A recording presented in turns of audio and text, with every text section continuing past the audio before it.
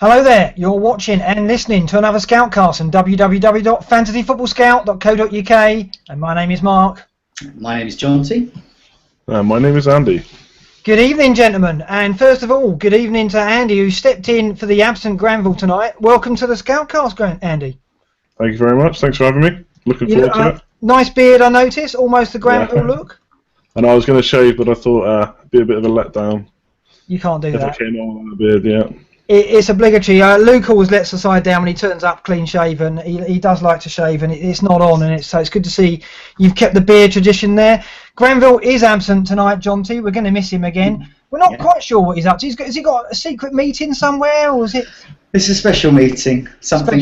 I don't know. It was something non-fantasy football related, so I just kind of glazed over. And could be something important. Who knows? It could be. It could be. He has said to me, and he has warned me that he could drop in on us halfway through the Scoutcast. So we might have Granville basically Scoutcast bombing into the Scoutcast when we least expect it, and so we'll just have to play it by ear when that happens. We can then rib him about Tony Marshall as well, so that's good. Indeed. I hope he does turn up. Yes. Andy, so yes, welcome. I'm sure you're well aware of how this works, Andy, and the listener as well. We talk about our game weeks, game week 12, so we're going to talk about Andy's season as well, because we're catching up with him. It's his first appearance on the Scoutcast. And then we've got a series of questions. No rough with the smooth this week, because we're kind of we're a week later on into the Ashes break, so it's almost been like we've forgotten game week 12. We're going to have to try and remind ourselves. Granville won't want to remember game week 12, but you and Andy even more so. I think the only reason you got Andy on, Jonty, is because he had a worse game week than you. I did, yeah. I mean, I'll just very, very quickly go over my game week because I don't want to dwell on it. 38 points. I got 38 points. It was once again I benched the wrong player. Mata was on my bench, and then I captained Bonnie, and I did that because he was a nice differential captain. I thought this is my chance. I mean, luckily a lot of the other big captains like Sanchez didn't deliver, but.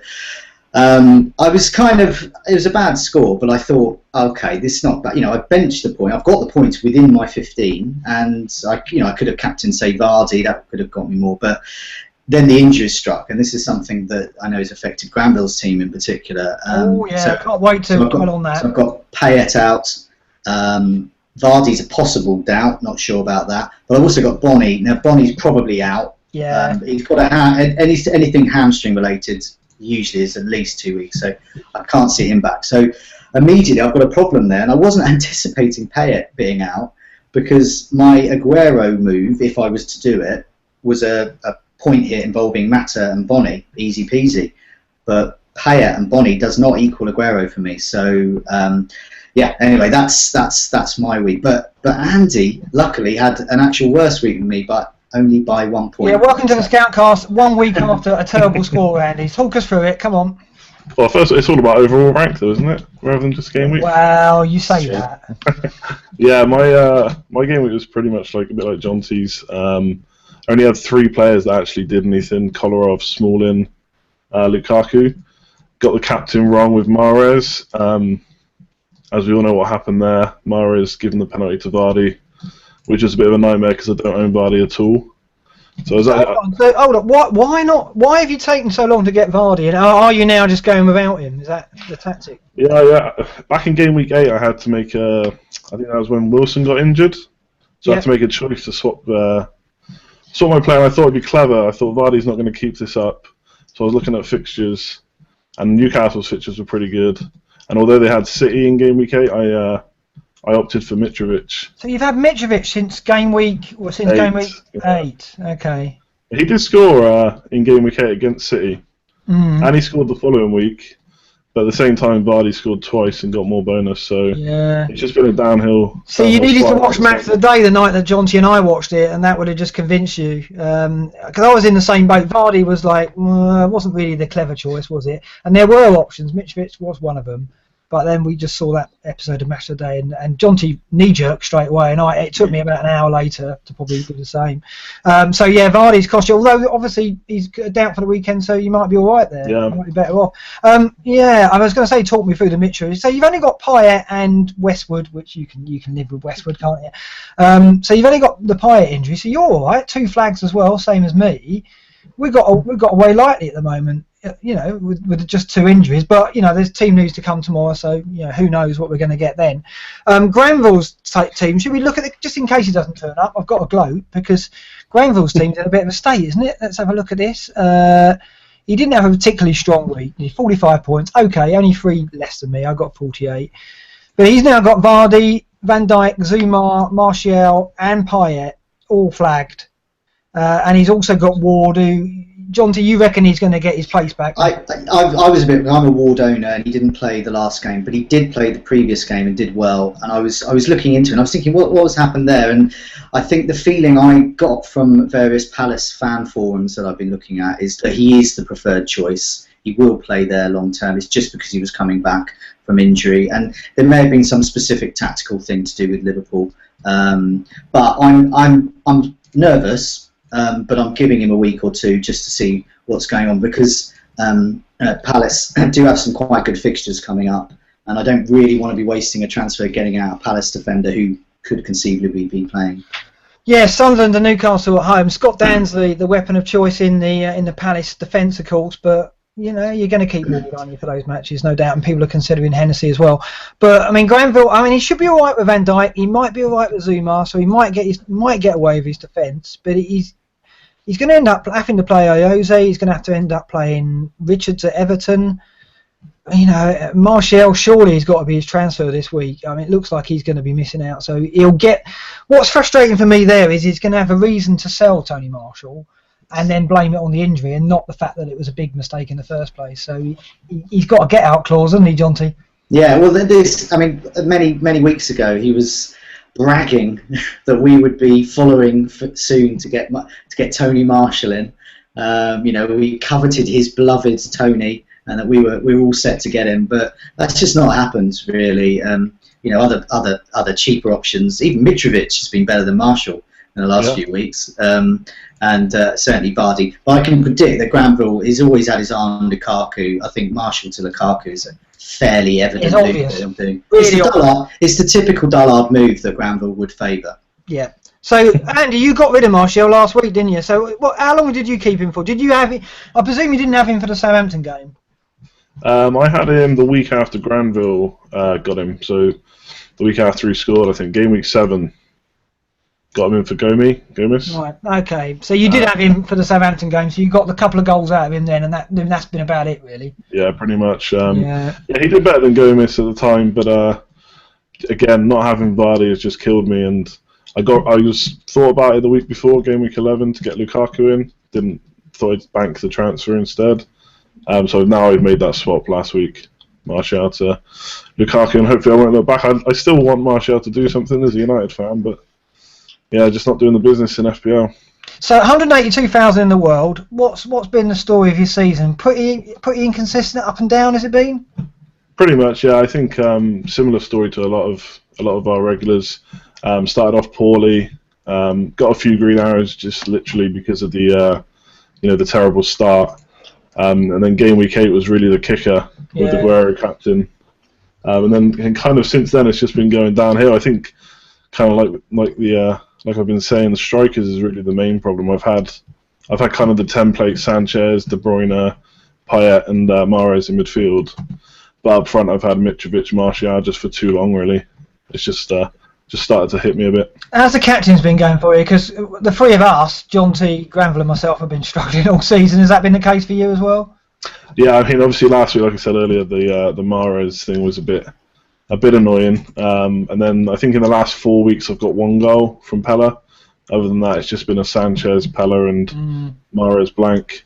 So yeah, apart from Aguero, it's going to be going pretty bad. Well, we'll be coming back to the end of the show to get your thoughts on Game Week 13's captains. We'll be all talking about our transfers and the captaincy at the end of the Scoutcast. But now I think, John T, you've got some stats ready for these questions. We've got quite a few to get through. Yeah.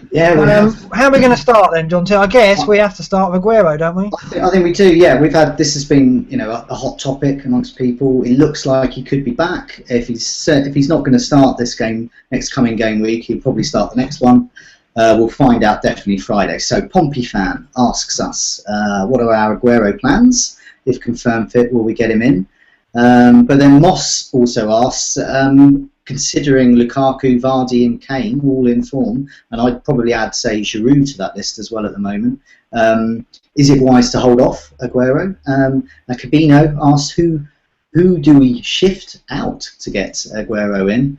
And then Guma97, just to wrap up these questions here, is could De Bruyne be the Aguero enabler here? So Yeah. I mean, Mark, what do you think? Let's the cat colours to the mast, totally, shall we? I feel inspired by Andy this season. I've been watching his season. We talked about it a lot on the Scoutcast. And Andy, if the listener remembers, and John T, you'll remember this, and Andy, you may as well. We're talking about Andy Goddard, not yourself, Andy, but Andy Goddard, who's top of the Contributors League, 222 in the world.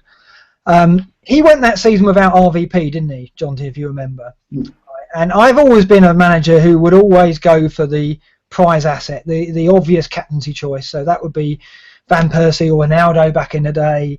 And at the moment, I went straight for Aguero at the start of the season, no hesitation. But I'm wondering what I need to do to kind of have a chance of saving the season. When I say saving the season, making the top 50k maybe, which should be a respectable finish. Whether I have to gamble and not go with Aguero. I've got my reasons. I don't think City's fixtures are particularly strong coming up. They've got, obviously, Liverpool for the weekend, then Southampton, Stoke, Swansea, and Arsenal. Now, those are all defences that could keep City scoring down a bit. And also Aguero, we've seen before, I don't think he's going to be rushed back. I think there's a chance he'll get some minutes against Liverpool. I think he'll certainly be on the pitch against Southampton in game week 14. But I just wonder, with all the games over Christmas and the climate and the cold, I wonder whether he'll be preserved a bit and whether Bonnie will get some matches when he's fit. So I may well gamble. And the other thing is, I'm looking at my team and going, for once now, I'm quite happy with this team. And I think getting Aguero means such surgery has to take place that I think I'd have to dismantle a lot of the names I've got in there, and I don't know if I'll be as happy. And then, which we'll talk about in a minute, there's the Harry Kane situation. And I just think, well, obviously Aguero captaincy is the thing, that's the big appeal. But I wonder if Kane can do the job, because he did it for so long for us last season, and he's looking like he's getting back to that kind of form. So I'm a no at this moment in time. Andy, what about you? I wish I had a really good answer for this, because I'm kind of been debating it for the last 2 weeks. Usually I'm someone that wants Aguero in my team as soon as possible. Last year I wildcarded in game week 3 to get him, did the same this year. But the more and more I think about it, the more I might try and be brave and go without him. Even though it would only take me a maximum of a 4-point hit to get him in. I just think, like you say, the fixtures aren't great, and even when they do get good, I think he's got Sunderland at home and Leicester away on the 26th and 28th of December. There's a high chance that he gets rotated for one of those, with the games in such quick succession. That's right. I did do a hot topic actually last week, showing how quickly he returns to form. And aside from last season, he does usually score pretty quickly after coming back from injury. I think maximum of 2 or 3 games usually, but he doesn't tend to get that many minutes. So I don't know. It's a risk. I think if it was later in the season, I think, and people were thinking about not getting him, I'd probably just get him in as a differential. But it's still a bit too early, I think, to be thinking about stuff like that. So I think I might try and be brave and go without. So that's 2 for no, John T. Are you going to join the crew, or are you going to go out? I don't rule him out. Never rule anyone out. But I'm not going to get him this week, and I'm highly doubtful I'll get him for the following week. And then he's got Stoke away. So once again, I'm not so keen. The 2 matches I'm looking at possibly getting him in game week 16. He has Swansea at home. You remember his amazing debut in the Premier League when he came on as a sub and completely annihilated Swansea. He then has Arsenal away, but then game week 18, Sunderland at home. Now, I know Sunderland have been a little bit of a tricksy team for Man City in recent years, but I think I'd like him for that. Game week 18, that looks good. But you were talking about Kane there, so you look at those weeks there. So Aguero's got Swansea at home, but Kane's got Newcastle. Kane's 3 million or so cheaper. He's got Newcastle there, and then game week 18, when I'm saying City, wow, against Sunderland, get Aguero again, but look at that. Kane has got Norwich there. Norwich at home, So, I mean, you're looking at those points, and if people like us were thinking, well, we're going to have to commit surgery to get him in, if I wanted him now, I would have to take an 8-point hit. Next week, possibly an 8-point or a 4-point, and it kind of goes down. But I might have missed out on Kane by then. Well, this is it. Kane's fixtures, they got 4 at home in the next 6, and that spell hits when he's got form. And, you know, we look back on last season when he got those goals against Chelsea, a fixture where we thought, well, I didn't even play Kane. I played Sigurdsson over Kane. A lot of people either didn't play him or certainly didn't captain him. And, you know, so he's proven when he's in form, he's fixture proof as well. But so even tough games at home, if you consider West Ham and Chelsea at home tough, they're London derbies, they're hard to call. But those next 2, he could keep this form up. Right now I am considering Kane more than Aguero, because I look at Aguero and go, okay, he's got his big score. I mean, that was a huge score that he got before the injury. We know 25 points. Is he going to match that again? I mean, it's possible, but I think what we're looking at is the kind of 1 and 2 goal sprees that already we've seen Jamie Vardy give us. So, arguably, as a community have said, with the strikers that we informed, Lukaku, Kane, and Vardy, and you could throw Pella in there at a push, you don't need Aguero at the moment. The only thing you need him for is this captaincy, and that, I've got to say, has been a major problem for us all. So it's not necessarily do you see Kane as a substitute for Aguero in terms of regular points. It's whether or not you're happy putting the armband on Kane yet. How do you feel about that, Jonty? Yeah, no, I totally agree. For me, it's all about Kane, really. If I'm not getting Aguero in, I'm looking to Kane. If Kane's injured, or for whatever reason is out of form, is possible, then I would be looking at Aguero, because it's all about the captaincy. My season picked up game week 8 with Aguero's points, and then nosedived as soon as he got injured. And that was right across at all sorts of games, Ultimate Fantasy Premier League game and Sky game as well. All of those games, I was relying on those Aguero captaincy points, and you know, without it, you're going to make mistakes. You might do well, but I mean, you look at it. You've got Vardy, Mahrez, Lukaku, Giroud, Özil, Sanchez. These are all the types of players people are captaining, and they're most are getting it wrong every week. Some are getting, you might get your Mahrez 15-pointer, but then others, like last week, would have captained Mahrez, seeing him literally hand the points to Vardy, literally handing the penalty ball to Vardy. Yeah, I think we need to go. This is why I'm looking at Aguero, but I'm still a little bit out.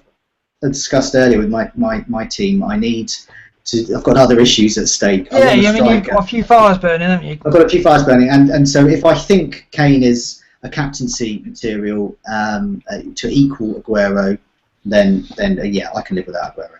So, United fan, always after Harry Kane. Lots of talk that he could go there. Andy, you're going to stick him in your team? Is that the option over Aguero for you? Yeah, he would be if I wanted a pricier striker. I really need to decide on the Aguero thing, because that's going to be the key to whatever my next transfer is. I think if I want him soon, then I'll go for Vardy instead, because I just can't fit Kane in. But otherwise, Kane will be coming in for Mitrovic probably for me this week.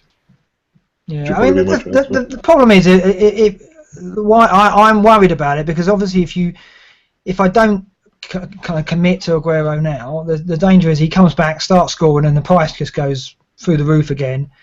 And then the surgery needed to get him back in just gets bigger and bigger. The points get bigger and bigger. So it is a gamble. But I just think, had we not been going into the Christmas period, I probably wouldn't be hesitant. But given that there's a lot of matches and he's going to be protected a little bit, I think. A lot depends on how City do results-wise. If City start slipping up, then he'll have to play every game. But if they start looking like they're getting into a groove, and Silva coming back as well, I think that could be the case, then Pellegrini may feel he can afford to rest Aguero once or twice over Christmas. And he'll only take those couple of rests over Christmas, and suddenly Kane looks a better option. So, yeah, it's a really tough one. De Bruyne is obviously, if I was going to get Aguero in, De Bruyne would be the one making way. He'd be the one I'd be selling to get the funds. But I just wonder, he's been so consistent. Obviously, he's dipped a bit recently. He's been rested. He got rested at Villa. He'll be back in this weekend. I still think he's not someone we should let go lightly. So Guna97 saying, is it time to ship? I don't think so yet.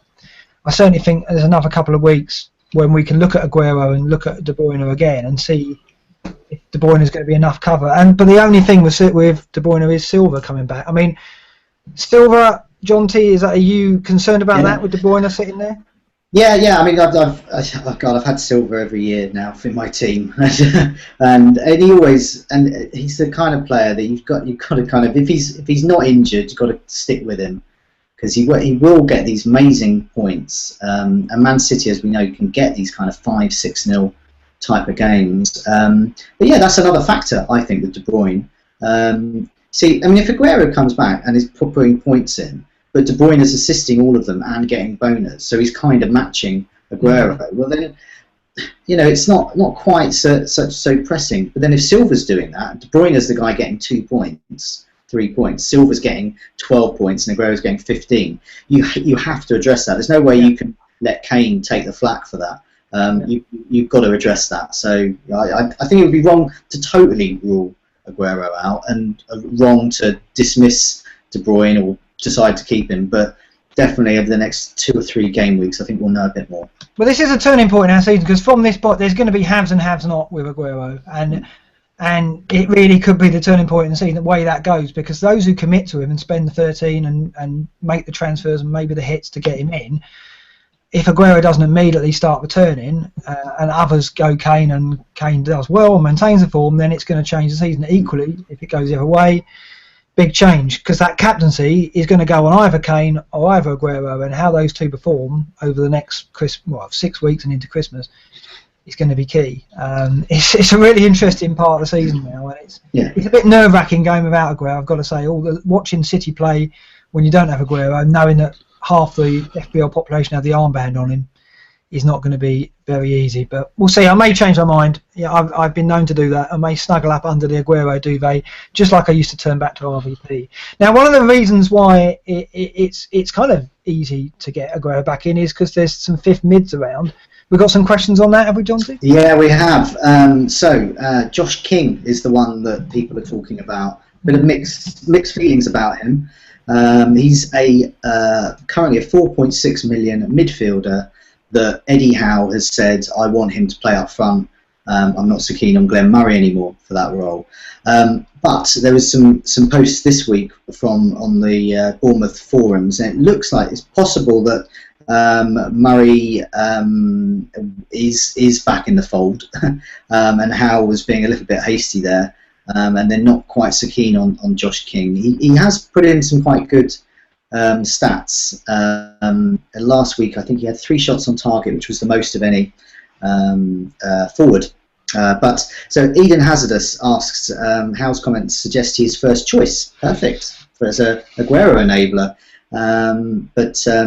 Mike HR Brew also asks, aside from Josh King, who else would we consider? So, I mean, I'll Andy first, really. I mean, you've got Westwood as your fifth midfielder. If you didn't have Westwood in an ideal world, who would be your fifth midfielder?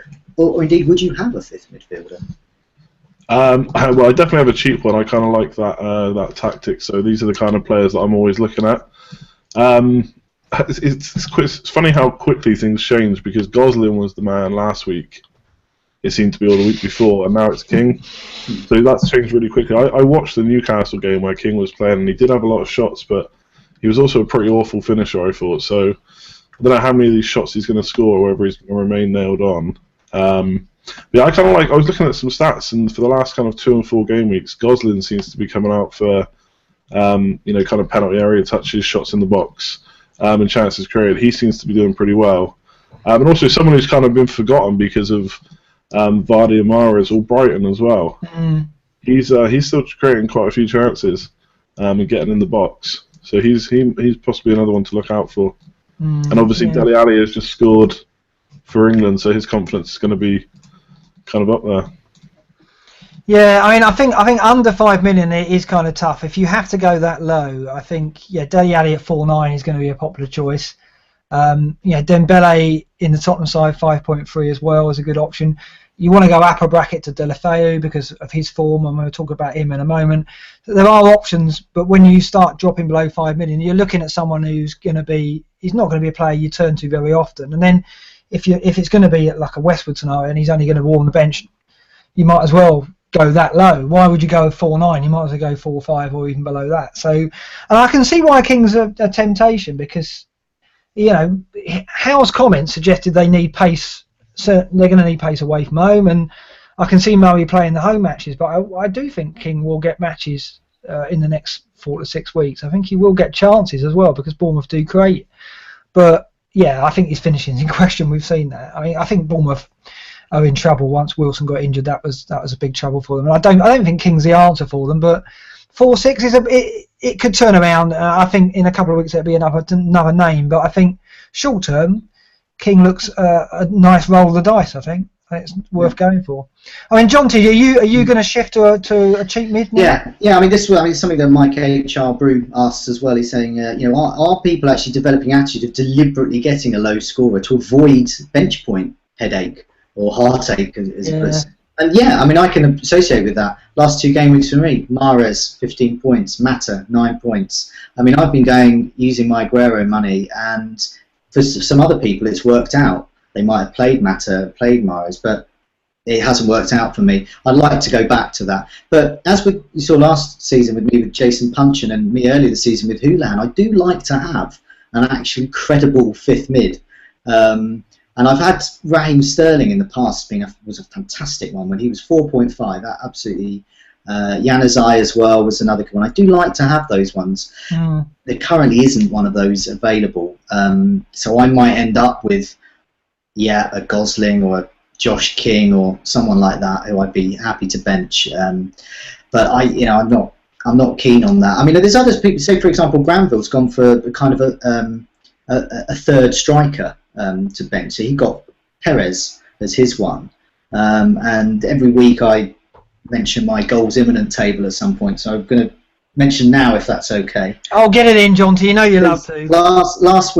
Last game week, prior to that, going into that, on that goals imminent table were Lanzini, Troy Deeney, and Perez, and they all scored. So they all shifted off that table, and these were all those kind of cheap options somewhere. Yeah. So who are you looking at this week? Well, this week is the familiar name as top, Alexis Sanchez. Now, last time he was top, he went on and scored a hat trick.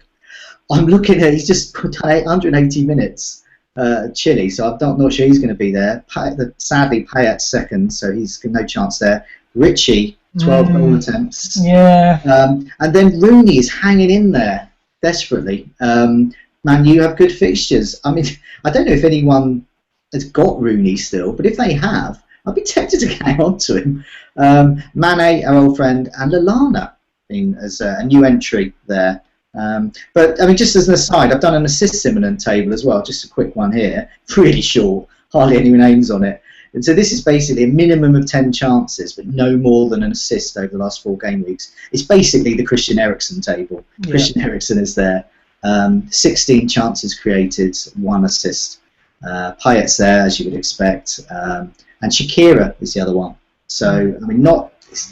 Shakira, you fell into the Shakira trap again. No, I'm not going to enter that. We need a jingle for that every time you fall for that. And surely that's in fancy. Is that in the Scoutcast bingo? The Shakira one? It's got to be. The Shakira one, yeah. And I've probably doubled it with an enter Shakira gag then. Yeah. So that's it. Richie's a player that I've been trying to get in my team all season. I wanted him from the off. And he's just never done quite enough to convince me to take the plunge. I want to see him do well, but it's just they've got no goal scorers, so it's a shame because I think Richie looks a player. I don't know. I think Sanchez. The thing is with Sanchez, I mean, we've all got him. Andy, you've got him in your team, have you? Yeah. Yeah, it's a problem, isn't it? We've got a question coming up on him. Yeah. What to do with him? I just don't think Arsenal can afford not to play him at West Brom. I know he needs a rest, but with the injuries they got, we think that Ramsey and Oxlade-Chamberlain might be back in the equation, but we're not sure as yet. If they are, then if Wenger comes out with that tomorrow or this morning, as it will be when you're listening to this, then there is a chance that Sanchez may get a rest. But I don't know. Sanchez will want to play. West Brom's a difficult game. I don't think Wenger will gamble. I think he wants to keep momentum. So I think Sanchez could be a good bet to come off that table, John T. I also think Mane as well. Matter of time, I think. So he could be another one to come off that table. Yeah, it's interesting that Lallana's on there and Rooney as well. But yeah, and I think Eriksen, assists with the 4 home games in 6. Eriksen's going to deliver, I think, especially with Kane on form. So I think your tables could do well again, Jonty, and you'll be back next week saying how effective they are. Should we talk Lukaku? Because I think there's a question on that, isn't there? There is, yes. Doolittle asks us, with his newfound consistency, is it time to put aside our past experiences? This is the view that Lukaku never scores when you want him to. And he's now a genuine captaincy option. And Ive the Schweinsteiger, great name, asked about Deulofeu. Or Deulofeu, is it? Deulofeu. God, Deulofeu. Come to me. Yeah, is it time to get him as well? So I mean, he could be like a doubling up, or as an alternative to Lukaku. So Andy, you went Lukaku last week, did you? Yeah, I bought him in for Martial last week. So what's your views on him? Do you trust him yet? I mean, he's obviously last 2 game weeks, 22 points, 14 and then 8, looking like he's got form and confidence. But is he armband ready yet? Yeah, he's probably going to be. I'll have a look at Kane, but he's probably going to be my captain this week, I think. Is he? I think, yeah. I've actually made a post a little while ago about his kind of troll status. So, like you said, he's got a bit more form now. He scored 4 in the last 6 versus 1 in the previous 6. And the 2 he blanked in, I think, were United and Arsenal. But also, like in previous seasons, he scores about 2/3 of his goals against the so-called weaker teams, from what I've read. So I'm not sure the whole troll thing's fair. I think he's just maybe hasn't been as consistent rather than only scores against the harder teams. So, the consistency's been there the last 6 games, and the fixtures coming up are, really good. So he's going to be my captain, and, going forward it'll depend on who I bring in. If Kane comes in, then maybe he won't be captain every week, but definitely looking at him this week. That's a brave move. I mean, Jonty, you're getting him in, I take it, are you, straight away? Yeah, I've had enough of not having him. I got Bonnie in instead of Lukaku to have a clever differential. It hasn't worked out. Everyone's been getting Lukaku points. Bonnie to Lukaku. I'm just waiting on a few things, and I'm sure we'll discuss our coming game week. So there's a few permutations that could take place. But yes, I want him in. He's got great fixtures. I mean, looking at some of Everton's stats as well, 12 goal attempts the last 4. And the thing is, he's created 3 big chances as well. So that's the most out of anyone there. And 6 chances created as well. So, he's getting assists. He's got assist potential, goal potential, bonus potential. That's the magic 3. And he's on penalties, of course, as well, because although Baines is coming back, bless Sir Leighton's going to be back in the team, I can't see him getting penalties back from Lukaku. And it's 55% involvement in Everton's goals when he's on the pitch, Lukaku. So, yeah, the fixtures are so good. We've said it before, right up to the new year. I got in early, so I'm in a good situation with him. And I just think that, I don't want people to jump on him, but I think that it's inevitable. I think they're going to. He's going to be Granville's move as well. I'm sure we can see that coming. But captaincy, the jury's still out for me. I don't know. I'm tempted by it. I think Andy's making a brave move going for it this week. But Villa at home, Remigard got the 0-0 against in the first game. So I looked into it. I was looking at, over the last 4, in away matches so far. So obviously we've got Villa's early form there. They've still conceded 57 shots there. So they're 1, 2, 3, 4. That's the fifth worst. So that's pretty bad. But I was looking at the Man City match, and I'm not sure what we can take from that really, because Man City's main striker went off in the 22nd or so minute. Then they were left with their essentially their kind of young reserve striker, and they weren't really up for it. They weren't really capable of scoring, so they were creating chances. But I was looking at Villa in terms of defensive performance against Man City. They were still conceding this very similar amount of shots. If Man City had Lukaku up front for them, I wonder. I can't see that would have been 0-0. I think if I got Lukaku in this week, I would be captaining him. Right, you as well. I would be captaining him, definitely. Okay, right.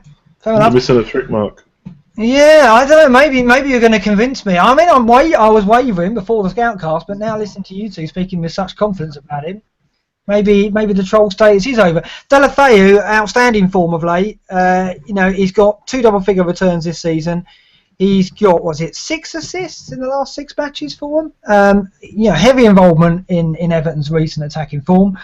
6.2 looks a good option. Maybe not an enabler, but certainly someone you can get some funds from. Is anyone taking him seriously? Andy, are you looking at him? I have looked at him. It really depends again on who I want to go with Aguero, because obviously I've got to take Payet out. So I'm kind of looking towards Ozil. So yeah, if I was looking at that kind of price, it'd be either him or Balassi. I think be the two that I'd be looking at.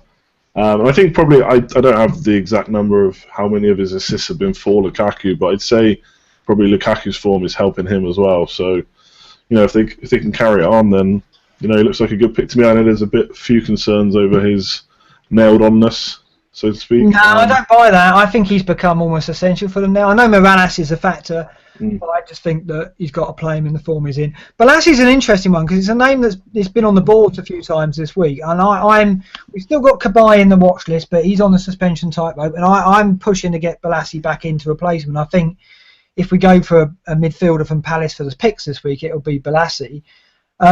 John T, you always preferred Puncheon, didn't you? I mean, Balassi is always a bit erratic. What do you think about him? His name being bandied about at the moment. I think it's slightly up in the air at the moment because he's been playing up front. But Connor Wickham is due back, I believe. And they've also got Shamak, who, obviously I don't think Shamak would start, but he's another option. They've got the busy Christmas period coming up. I think Balassi's he's got Sacco as well in that kind of attacking role. I think there's a lot of options with Palace. I do agree. I think Balassi is a good option. But if people are starting to look at enablers, he's too expensive for that. He's not a fifth mid. You've got to play him every week. Do you want to play him every week? And then they're starting to look at some other players, other names, and strikers for a similar price, Igalo or Watford, for example. So I just think Balassi suffers at the moment from a lot of competition, both within Palace's ranks, but also in the wider fantasy game. Yeah, fair enough. Okay, next question. I think we're going to touch on Chelsea, aren't we? I can't believe we're still talking about them. Well, yes. So Kings of Leon asked, should Chelsea players like Hazard and Pedro be on our radar with their gorgeous fixtures? And he reminds us that they are Norwich at home, Tottenham away, Bournemouth at home, Leicester away, then Sunderland and Watford at home, and they do look pretty gorgeous. 4 and 6 at home. He's talking about their attacking players, interestingly, Hazard and Pedro. Now I've dabbled with Hazard, little dalliance with him, little flirt. Didn't come off. Pretty disastrous, to be fair. I should have gone Ozil when I was toying with it. I don't know. I agree the fixtures are good, but I just think the prices you're paying for these players, there's just too many good options elsewhere now. I think Ozil's the option if you've got the money to look at Hazard and Pedro, and I think the temptation is to think like I did and go, well, these are going to be good differentials, and Hazard, as we know, has got the potential to get a big hauls and be a massive differential. But I tried it and it's failed, and it could work for people, but it is a big caveat for me. We just don't know what's going on there. We kind of think something's wrong with Hazard and Mourinho. We think there's something with that relationship, maybe. Fabregas has come out and said, he's not the troublemaker. I don't know what to make of it, but I just think at the moment, despite the fixtures, I don't think we can trust them. Andy, what are you making of Chelsea's season? Well, it's terrible, and that's great. So simple as that. But, from an FPL point of view, I mean, I wouldn't be going near him right now, even with those fixtures. I know Kings of Leon is all about Hazard right now, and no one can convince him otherwise. But he's 10.9 million, so unless you're on a wild card, you're dropping someone like Sanchez or De Bruyne, and I just can't see any justification apart from fixtures. I mean, there's even talk that he might not be on penalties anymore. We don't know that yet. And if he's not, a lot of his goals last season came from penalties. So if he hasn't got those, he's still a great player, but he's not showing it this year. And other than him, defence maybe. I can't see him conceding too many goals, but even that this season, just not going well. I was a pioneer for this Hazard differential. I tried it. I almost like the guinea pig for people, if you like, and it didn't work for me. But it seems like people are being tempted, and again, like I was, by the fixtures. John T, I presume you're not going to buy it. No, I'm not. It's a form thing. Form trumps fixtures. Obviously, currently, could be proven wrong. I mean, what another kind of table, I have the kind of one stat to rule them all, which looks at shots on target. Big list of them. Lots of familiar names. We've mentioned many of them already. Vardy, Kane, Giroud, Lukaku. What we haven't mentioned, not on there, is Hazard. Not on there is Costa. Not on there is Fabregas. Yeah. These are expensive players. They're not on the list. They're not coming in.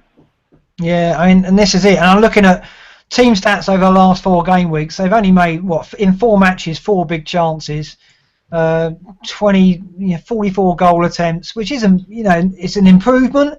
But when you got to look at it and think, West Brom are bottom on 34, so they're hardly blazing a trail, are they, Chelsea, at the moment? They're doing better than United in that respect, Andy. You won't want to hear this. They're still, in terms of shots on goal, still second from bottom in the last 4 game weeks.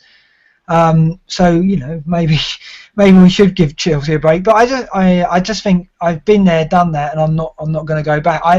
I wish Kings of Leon luck. I mean, it could come off for him. It really could, particularly if he, like I did. I gave the armband to Hazard a couple of weeks, and no, it just didn't work out for me. So I'm going to hold on to Zuma. I'm going to back their defence. I think they'll sneak a couple of clean sheets over this spell with 4 matches at home. But I just think attacking terms, no, I'm leaving it.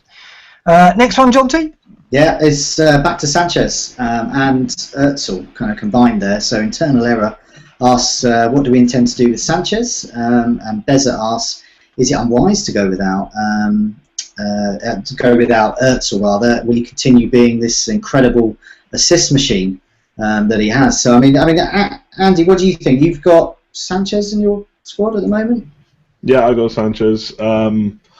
I'll basically be keeping him. I know he hasn't scored for a little while, but I just other transfers to make. I'm not convinced he's going to get the rest that everyone is talking about. Wenger said last season about a rest for about 3 or 4 matches, and it was that Leicester game where he got played. So yeah, I'm not convinced about selling him, to be honest. I'm going to keep him for the time being. Yeah, I don't see it either, Andy. I think that I just worry about him because he's always able to get points, and he doesn't. He'll have matches where he'll get 2 goals and maybe more. He's got a hat-trick already this season. So yeah, this is a concern that he can just deliver those big hauls and he can punish you badly. Much the same as Aguero could do to me. I'm certainly not going to gamble going about Aguero and Sanchez because these are players that can just deal the damage. So. Okay, he's gone 3 matches without returns. I don't think it's the end of the world. I think the Özil option, it does look incredibly tempting. I just think he's consistent at the moment, and the price he's at, he has enjoyed price rises, but I'd still think that he looks such a good option. And doubling on Arsenal, why not? I think they get loads of goals. They're going to carry on playing attacking football. I think that the doubling up makes sense. Yeah. What about you, John T? How are you feeling about it? Yeah, I mean, I wish I had Özil, and who knows what would happen? Perhaps I'll find there'll be more injuries to my squad, so I might end up getting him in. And I would like to have him. Yeah, he's clearly the assist king. I mean, in terms of chances created, he's in a different stratosphere. Not only to anyone else in the Arsenal squad, but to anyone else in the game at the moment in the Premier League. Payet was the only one who ever came close to him. He's a player I definitely want. Sanchez hasn't been too bad. I mean, I mentioned the goals imminent table. He's top of that. Last time he was top, a hat-trick came our way. He's second to Giroud for goal attempts at the moment. Second to Giroud for shots inside the box. Second to Giroud for shots on target. He's not disastrous by any means, his form, is it? No, he's not. It's not like if I was to read out Diego Costa's stats now, or Eden Hazard's stats, or Fabregas's stats. It's not like that. This is a player. Yes, he looks fatigued and stuff, but there's kind of real life and stats. Which do you look at? Yes, it's obvious he's not getting the points. So there's something just missing, which is that fatigue level probably. But he's so close. He's so close to actually getting some goals or assists. So he's not leaving my team. No, that's fair enough. Andy, do you show muted at the moment? Because you're showing muted on my end, is that? No. Okay, you're fine. Okay, it's just a bug at my end. Yeah, I just don't think that it's too much of a risk for me. I am looking at the doubling up. I wanted to get Özil before I got Hazard. It was real close call, and I just went Hazard because of the differential thing. And obviously, at the time, it didn't look like it was worth doubling up on Arsenal. But then, since then, Ozil's just delivered match after match. I don't see it. It will slow down and he'll regress a little bit, but I just think he's a certain starter, and I think the pair of them, because we can't have an Arsenal striker, because Giroud and Walcott are kind of out of the equation because they're in rotation, I think it's very viable. Particularly if you don't go Aguero and you've got the funds, then having the Ozil, De Bruyne, Sanchez combination in midfield could be very strong. But again, I don't think Ozil's a captaincy option. And Sanchez has proved, because I've given him the armband a few times this season, that he's just hot and cold. He's very streaky, so it's very difficult to spot patterns of form with Sanchez. So it's the captaincy thing as well, isn't it? That's the thing. If you double up on those two, you're losing funds and you lose your option of going for Aguero, for certainly Aguero, and maybe even Kane as well. But yeah, it's good. It's good to have two Arsenal options when there's no Walcott and Giroud available. That's for sure. Last question, I think, comes from Forlorn Hope, Jonty, doesn't it? It does, yeah. Forlorn Hope sounds sad, but he's talking about Christmas, so that's happy. So he's when is the time to start positioning our squads for the hectic Christmas period and squad rotation? And there is always squad rotation. Anyone who thinks there isn't is kidding themselves. Their players will not play one of those games. So most squads seem to have some bench fodder at the moment. Is that going to be enough? So there's no George Boyd like there was last season. No, he came to a bit, didn't he, last Christmas? Josh King's no George Boyd. So I mean, having a look at the fixtures. So who are we talking about here? So top of the tree for these fixtures. So this is the fixture before Christmas, the one before Christmas, and then over to kind of New Year Day time. Yeah. So across those 4 teams, West Brom top. So they've got Bournemouth, Swansea, Bournemouth at home, Swansea away, Newcastle at home, Stoke at home. And they've not been so great at home, but these are terrible. Well, apart from Stoke, Bournemouth and Newcastle, I mean, let's just face it, they're terrible. So that's pretty good. Villa as well. They've got Newcastle, West Ham, and then Norwich and Sunderland away. So there, you've got some bargain. Have a look at those teams. There could be some bargains that could be playing. Westwood could be playing that week, and you might need him. Some of the Westwood owners. Manchester United are up there as well. Norwich at home, Stoke away, Chelsea at home. That's now an easy game. Swansea at home. And it goes on. Palace as well. Liverpool are looking good. But the hot spot is game week 19, isn't it? Because game week 19 comes 2 days after Boxing Day. 17 is all right. That's on the 19th of December, the weekend of that. Then it's Boxing Day, 26th of December, of course. Then 2 days later, which is game week 19, that is where we think we're going to see the rotation. Wayne Rooney will somehow get himself 5 bookings by then and get one of those matches off. He sometimes goes to Boxing Day, doesn't he? He likes to have that one. So we'll. I mean, you talk about United. We've got to see rotation in that team. I mean, the bigger sides who've got the luxury of bigger squads, we're gonna see rotation for sure. And it'll be game week 19, maybe a bit game week 20 as well. So what do we do to prepare ourselves for this? Ooh. I mean, it's difficult. I was going to say back to Manchester United. If you've got Jesse Lingard and perhaps he doesn't play again, and you were mentioning that game week 19, that could be an option there. I mean, he could play. If we think there's going to be rotation in Manchester United, that tight fixture schedule, then players like Lingard are going to get a chance again, surely. But and as if by magic. What we need right now is someone as well as Andy who knows Jesse Lingard. Granville, fresh from your secret meeting, welcome to the Scoutcast. Oh, we can't hear him. He's muted himself I see. He's gone again. He pops in and drops out again. Can we hear you, Granville? Are you there? No, we can't. No. He's joined us, but he's not. Luckily, we have another Manchester United. Yeah, let's turn to Andy. Andy, Christmas scheduling. How are you looking at it? Manchester United figure, or what are the teams and players you're looking at over that time? Yeah, I mean, I haven't started looking at particular teams, but I've kind of started looking at strategy. So, Westwood is staying. The bench fodder is going to happen, but I think possibly if I don't get Aguero, I'm going to look at a fourth big defender instead. I think the defenders might be easier to pick for rotation, especially centre backs like Smalling. I don't expect Smalling to be rested. So yeah, I'm possibly looking at a fourth big defender rather than maybe a fifth midfielder or something similar. Just haven't decided which team yet. we've got to have. I mean, I'm looking at it and going, one of the reasons why I'm not getting Aguero, maybe, is because I want to get a full squad of players that are active, and not just Westwards. I want to get maybe the Blasses to come in as my fifth midfielder, or Kibayu, someone who can come on and get me a goal, rather than just someone to get me 2 points. There isn't a George Boyd this time. There isn't that 4.5 option who can get you a goal or assist, 1 in 4 matches. So I think another reason why Aguero is maybe I'm being hesitant on it is because I want to get those 15 players. I want to get a second goalkeeper that works. I haven't got that at the moment. It's just, it feels nice to have 15 active players who you can turn to over Christmas, who if your third midfielder comes in off the bench or your fifth midfielder comes in off the bench, you feel okay about it.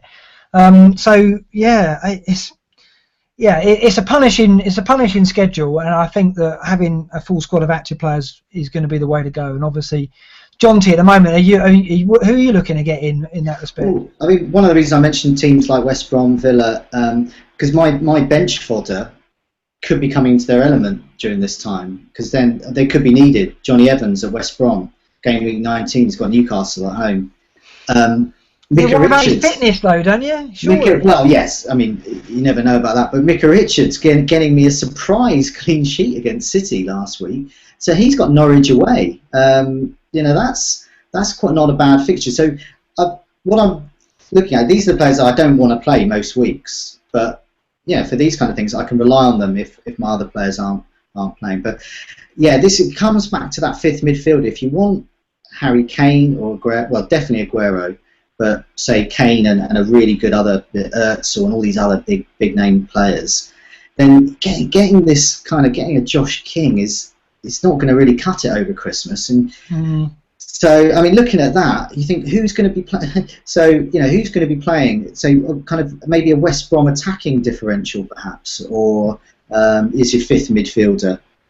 Maybe a Villa, maybe maybe Villa will actually get some kind of attacking form together, and they've got lots of midfielders who are potentially attacking, and then you've got Palace as well. So you've got players like Sacco. Now I can see Sacco perhaps doing quite well. Yeah, it's the rotation though, isn't it? It's very frustrating. I think Balassi is the only one, maybe punching again. But that's what I'm talking about the rotation. Is that Sacco is the guy that's not really starting. He's not getting the minutes now. So come game week 19, that's his chance. And we've seen it in previous seasons with players from Hull, George Boyd, for example, who have got those points coming in around this time as well. Now Newcastle, they've got the likes of say Sissoko, Perez. They've got West Brom away. So we're talking about Johnny Evans, but West Brom aren't so good at home. So maybe a Newcastle attacker that week. I think Andy's right, and I don't think you can afford to have.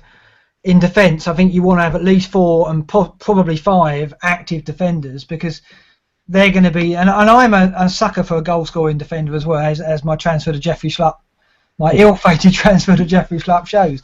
More on that in a minute. So I'm possibly going to stock my defence with some 5.1, 5.5 defenders and hope that they deliver. I think that could be the way to go for me. Everyone's going to have their own strategy, but I do think if you're sitting like Andy's sitting on Westwood at the moment, if you're sitting on him, or if you're sitting on 1 or 2 defenders that are not likely to play and you think you're safe, well, it's going to hurt over Christmas. I think that's the message really. Should we look ahead to the game week 13 then?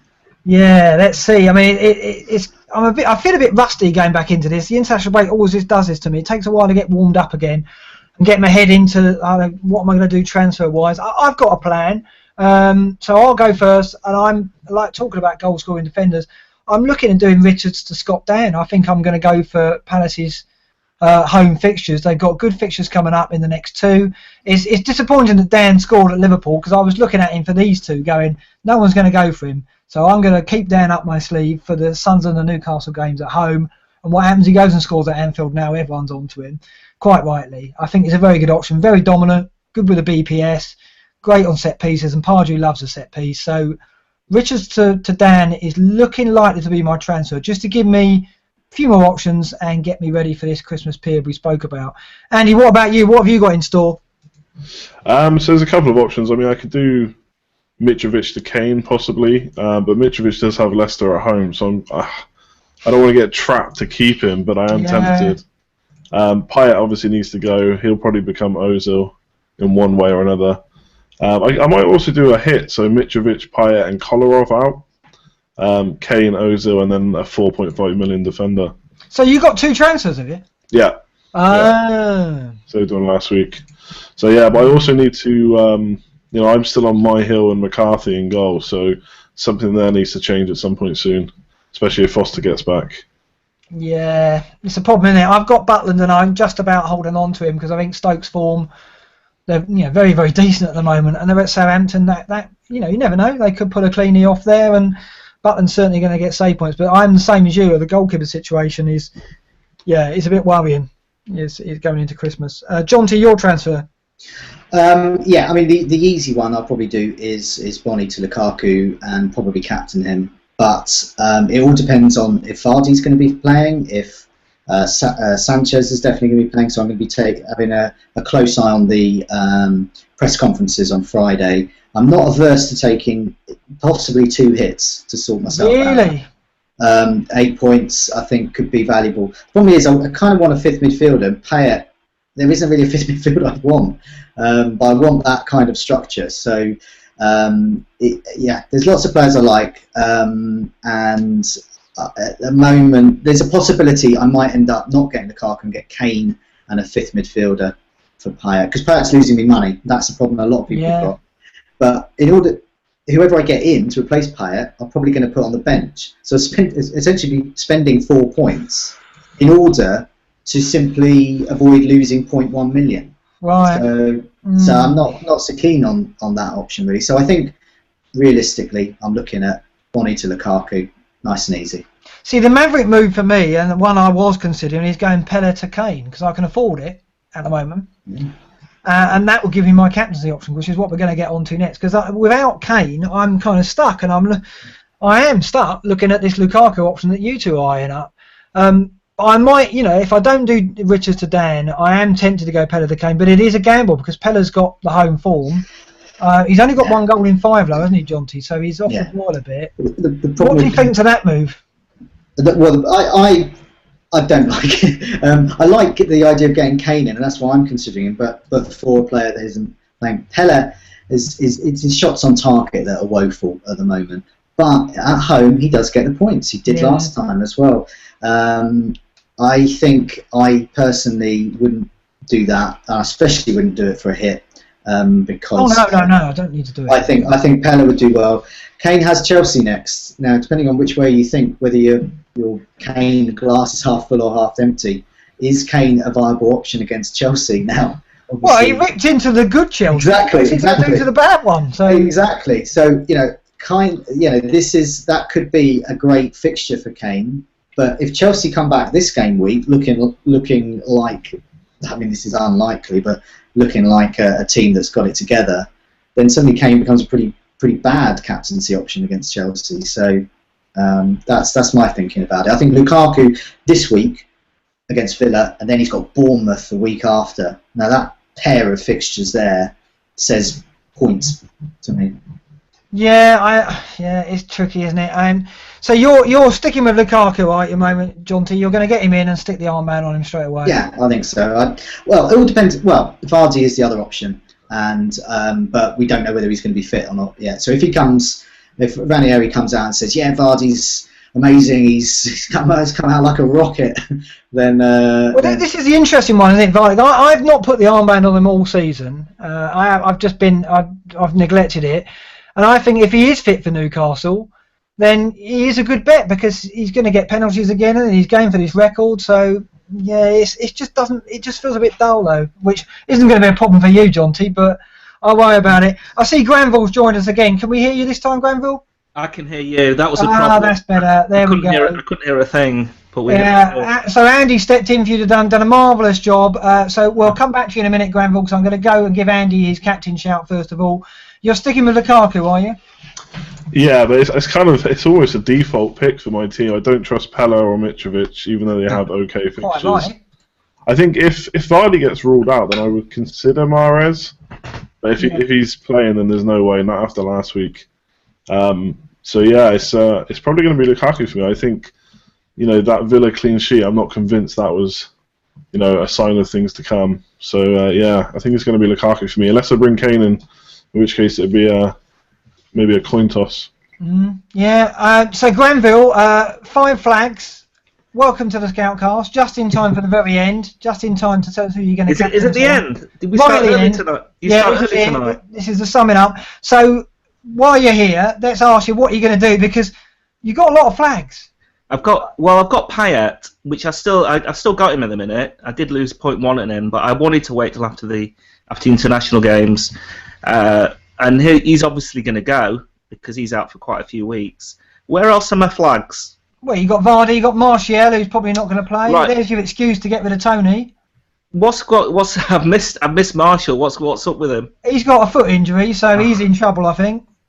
Left on crutches for France, so you're not up to speed with Tony Martial, are you? He's giving you, this is your chance to get rid of him and say, oh, I got rid of him because of the injury. I've got loads of flags, haven't I? I haven't even looked at the team. This is how prepared I am for this. Oh, it's awful. Well, it's the international break. You've had some time off. Fair enough. I have. I knew about Vardy because but I think he should be okay now. For the yeah, I mean he'll want to get on that pitch, won't he? So I've got Van Dijk, Zuma, Vardy, Martial, and Payet. Yeah. So yeah, I'm in trouble a little bit if some of those don't make it. Martial has got to be. I mean, that has got to be an issue for me because that. Oh yeah. Yeah.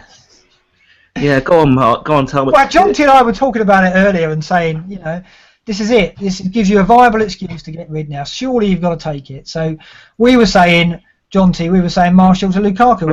I don't. Well, yeah, I mean it's the obvious one, isn't it? But the thing is, I was going to. I'm actually considering selling Payet for Deulofeu. Right. And that'll be in my Evan cover. I probably wouldn't get Lukaku as well. But now that Martial's out, it might have to be the option. Kane is obviously in good form. There's Ingalo as well. But the thing is, I'm saving up for Mr. Aguero. Are you now? And that's that's my reason really to not go heavy on that other midfielder. So we're going to resist going over the entire Scoutcast again, but before you arrived, it was more or less 3, if not 2.5 votes saying no, we're not going to get Aguero yet. You're diving in straight away, are you? No. The thing is, I want to do it in one shot. So if I don't get him in this week, I want to get him in without a hit next week.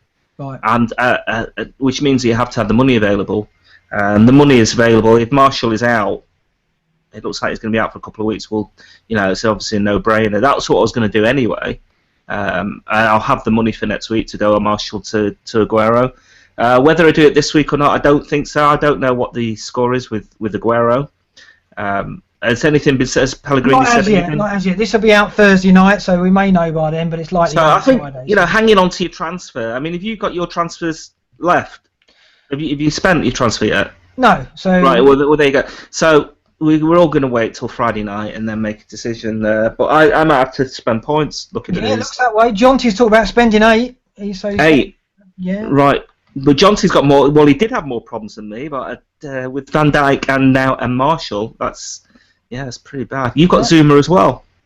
So I can do that. I'll be fine. The fires have gone out in my team. I'm doing all right now. I'm behind all 3 of you, but I'm doing. Yeah, he's still struggling badly. Yeah, less giving loads of advice out and stuff. I'm so glad you arrived, Granville. Andy, thanks very much for joining us on tonight's show and stepping in for Granville. It was great to have a new face and a new voice on the Scoutcast. So thanks so much for joining us. And good luck with that Lukaku captaincy. Jonty, it's been a pleasure as always with the community questions. I'll be eagerly waiting to see how many points you spend. Try and haul you back in, try and get that little bit closer. And Granville, yes, you spend as many points as you like. Just go for it. Go for it. And hold on to Tony. Don't feel like the injury you need to get rid of him. You hold tight. It's a good night for me. I'll have to say hello and then goodbye. Yes, indeed. Good night. Good night. Good night. Good night. Good night all.